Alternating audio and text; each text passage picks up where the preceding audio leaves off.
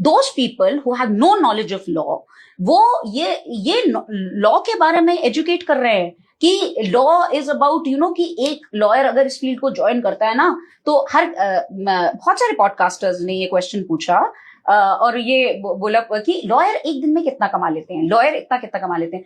आपको पता है, वो आप उसकी अर्निंग पूछ रहे हो, all that glitters is not gold. आपको जो चमकती हुई चीजें दिख रही हैं, जैसे दिख रही हैं वैसे नहीं है। और अगर आपको पता है, सुप्रीम कोर्ट में भी अगर केस फाइल होता है, रिसर्च वर्क के अंदर फाइलिंग में कितना पैसा, अगर कोई खुद भी करेगा, कितना पैसा खर्च होता है? क्या 10-20 हजार रुपए में केस हो जाता है? नहीं होता, पॉसिबल ही नहीं है। तो अगर कि कोई बोलता है कि भाई उसने इतने पैसे लिए, तो उसके खर्चा भी होता है भाई। इट्स नॉट दैट AOR को भी आप पे करते हो, और जो जिस लेवल का लॉयर है उसकी टीम भी उस लेवल की होती है। तो it has taken them years to build that kind of reputation and trust.